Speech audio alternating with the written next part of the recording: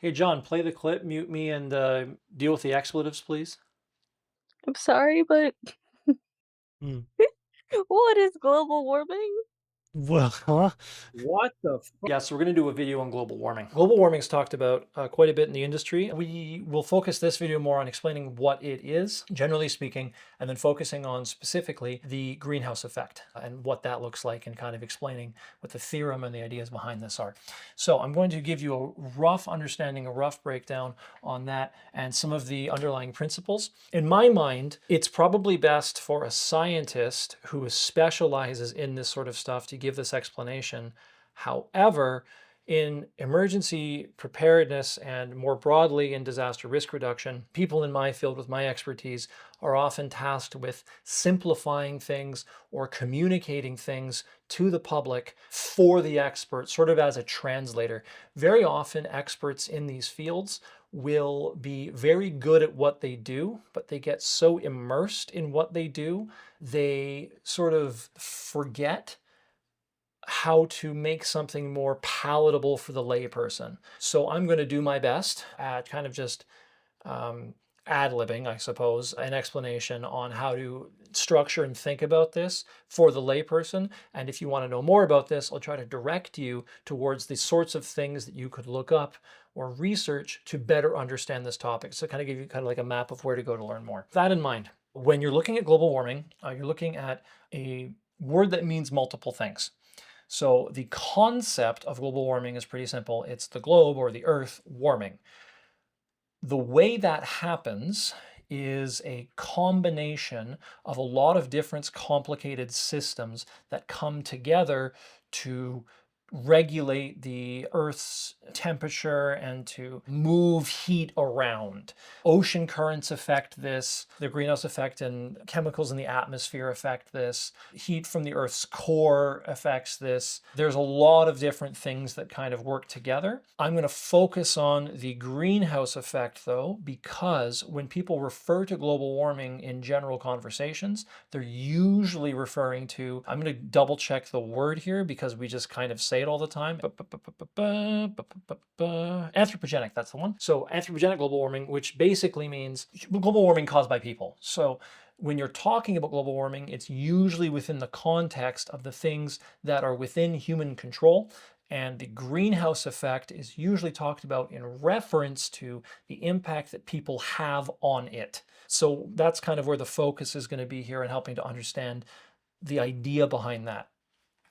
Okay. With that in mind, one thing that's going to come up a lot, and I have like notes here on a piece that we're probably going to put up on the website at the same time that's on the same topic, but I'll be grabbing that back and forth. One thing that I want to talk about is carbon dioxide. So when you're looking at global warming, a big topic that comes up is carbon dioxide, otherwise known as CO2. Now, carbon dioxide comes up a lot. This comes up a lot because of its prevalence in the atmosphere and the way it interacts in the greenhouse effect. It also comes up a lot because when this was first looked at many, many decades ago, carbon dioxide was the main feature. And when you look at greenhouse gases now, otherwise known as GHGs, when you have those, they're usually measured in CO2 CO2 equivalents. So when they look at how much a nitrous oxide can damage, we'll just say, the atmosphere, that's measured in a ratio of how many CO2s that would be equal to. So CO2 is featured so heavily when you look in this, everything is measured against it as the baseline. If you look into this further, one thing that you could look into in research papers and understanding about this would be looking at CO2 equivalents. So if you look up CO2e and like greenhouse gas or climate change or something like that, it'll help get you to pieces of paper that have a more deep understanding or more breadth of knowledge in this. That's just a thing.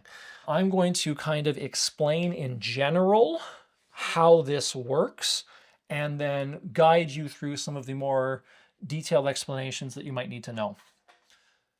So the process of the greenhouse effect is basically this. You have the sun, right? We have the sun, and then we have the earth. Now I'm going to make the sun very small and the earth very big because that's the way you view it, but really the sun is very big and the earth is very small, but it's going to matter because of when I talk about the earth. We have the earth, We have the Earth with, a bunch of like continents and stuff, and we've got like and then we've got we got the Earth. We've got the Earth, yeah? Okay. The sun is very hot and it radiates a lot of energy. It radiates the energy in many different frequencies on something called the electromagnetic spectrum. Okay, now this is going to come up later, but I'm going to just leave this here. This will come up later, but the sun is radiating energy in all directions, but for our purposes towards the Earth, okay? So we've got the Earth and we've got atmosphere, which is above atmosphere, like the magnetosphere. We've got like clouds and stuff, okay? When the light from the sun hits the atmosphere, some of that, not just light, but energy, is going to be sent away. Some of that is going to be absorbed by the atmosphere, and some is going to go through. So there's a combination of light and other energy that makes it through, and there's some that doesn't. The sun is, generally speaking, for all intents and purposes, going to be sending high frequency energy in things like UV or ultraviolet energy, okay? That hits the ground. So it makes it through the clouds and stuff, and it hits the ground. Now the ground is going to absorb that energy and do stuff with it. But the ground also emits radiation. Everything emits radiation. You emit radiation, I emit radiation, everything does. I'll explain that in a second. But the ground is going to emit radiation, and it's going to try to send it back through the atmosphere into space. So the ground is emitting radiation as well. The ground is going to emit radiation, generally speaking, at lower frequencies of energy, usually at things like infrared, otherwise known as IR. Now, the clouds and the stuff in the atmosphere, generally speaking, can be pierced by UV, but depending on what it is, absorb or send infrared back. Let's assume that the sun sent 100 units of energy. It sent 100 energy to the planet. And let's say that 100 made it through. Let's just say that 100 units of energy made it to the planet. Let's just, to keep things simple, okay? It sent some number, 100 made it through in a given amount of time. So there's like 100 units per minute or whatever. And then the ground sent 100 out as well. So the ground also sent 100, but 50 of it got sent back down again.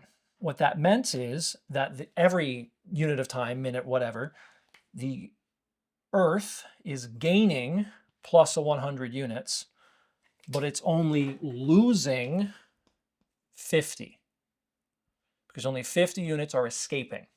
This means that as it doesn't lose as much as it gains, the total amount of energy that is staying in this area is increasing. Now, for all intents and purposes, energy equals heat. For all intents and purposes here. It doesn't technically. The scientists that are watching this, I know you're mad and this is not true, but just for simple explanation, just stay with me. For all intents and purposes, more energy, more heat, okay? So when energy go up, heat go up. That is the idea with global warming, okay? That's very basic. Let's break some of this down. Electromagnetic spectrum. Why is this stuff all different? We see radiation of energy. Have you ever thought of the color rainbow? One way the electromagnetic spectrum is explained is through the color rainbow. I don't have a purple marker, but you'll have your purple, you'll have your red, orange, yellow. You have a color spectrum. Look at a rainbow, remember the colors in the order, and then think about what's at the top and what's at the bottom. When you look at purple, I don't have a purple marker. I have to use this pink one and I have to call it purple. If you have purple, purple is the highest frequency of light that we can see, and then red is the lowest frequency of light that we can see. Okay, now it's a specific shade of purple and a specific shade of red, but that's how basically the color spectrum kind of works. When I say frequency or stuff like this, when you have light that is coming at you, the light has a frequency. So what is a frequency? You can think of a frequency as the length of a wave that is hitting you and how quickly it repeats. So a high frequency thing would have a wave kind of like this, where it's repeating very, very quickly, and the distance between a cycle is low, so it just keeps, it goes quick, right? Like that. And a low frequency is like that. It takes a long time to cycle. Now, when you look at frequencies of energy, generally speaking, higher frequency, more energy. Very, very high frequency things would be like X-rays or gamma radiation for the Hulk, right? So you have X-rays, which are very good at piercing things, and low frequency things would be things like microwaves. So we have microwaves. Now, you might think, okay, energy, heat, sure, but I cook with microwaves. You have a microwave oven that cooks things. Well, I mean, if I can cook with it, doesn't that mean it's high energy? No, because you can always just throw more of something at something. If you were to cook something with X-rays, it would probably cook it too quickly. If you're cooking something with microwaves, which isn't trying to cook it with heat as much as you're trying to cook it kind of blasting it with energy, you're using a lower frequency wave. You may have heard about risks of X-rays causing cancer or causing some sort of radiation poisoning or something like that. Higher frequency energy you have to be careful with because it penetrates cells and it penetrates things more easily. You use less of them because you don't want to cause as much damage. These sorts of things, radio waves are another example, you can have more of them because they're at a longer frequency, they don't penetrate as hard. It's more difficult for these things in general to harm the human body than these things. Purple is higher frequency than red. Our eyes can see in a very specific wavelength. So the length of the wave is very specific that we can actually see. The reason you can see this piece of wood and you view it as this color, assuming you can see color and you can see, the reason you see that is because this piece of wood is emanating radiation that is at a specific spectrum that your eyes register as this color. If you couldn't take in radiation and interpret it in your brain, you wouldn't be able to know what this is visually. Looking up further on how the human eye works is really awesome.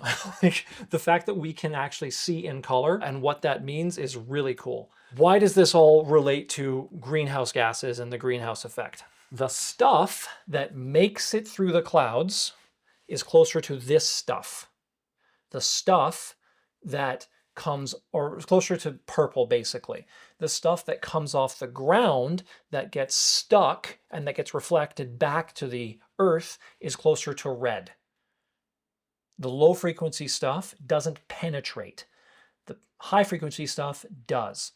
Carbon, specifically carbon dioxide, is very good at reflecting this infrared stuff back to us, but ultraviolet goes through it. There's a bunch of chemicals in the atmosphere that behave this way, where this short wavelength, high energy stuff from the sun goes right through, and this long wavelength, low energy stuff, even though there's a lot of it, gets sent back. So because the net temperature or the net amount of energy on the ground keeps increasing, the temperature keeps increasing. Now, this isn't necessarily a bad thing. Plants need sunlight to grow. We can utilize sunlight through any number of processes, not just solar power, but any number of processes to power things and do stuff.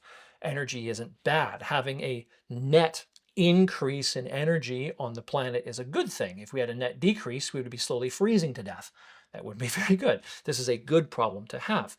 But you want to generally control it, because if you have way too much, way too fast, things heat up before we're able to adapt to things and utilize the excess energy. When you're looking at the greenhouse effect and you're looking at this sort of stuff, the problem that is being talked about is, well, if we have too much stuff in the atmosphere that sends this stuff, not necessarily just microwaves, but infrared, the longer wavelength stuff, sends this stuff back to us, then we heat up too quickly and we can't adapt to it. There's too many other things that happen because of that. And then what do we do to help control this stuff? That's the general idea with global warming and looking at the greenhouse effect. If you want to know more about this sort of stuff, please look up stuff on CO2 equivalents, look up stuff on the electromagnetic spectrum to help understand kind of how hertz work and how energy works in this way, to get a better understanding for the way energy functions. And then if you want to look at other stuff around how like carbon is controlled or how like all this energy can move around, you might be looking into things like meteorology, climatology, the carbon cycle, stuff like that. But this hopefully was kind of a general explanation that helps you get a better understanding for when someone says global warming or someone says the greenhouse effect, what they're talking about.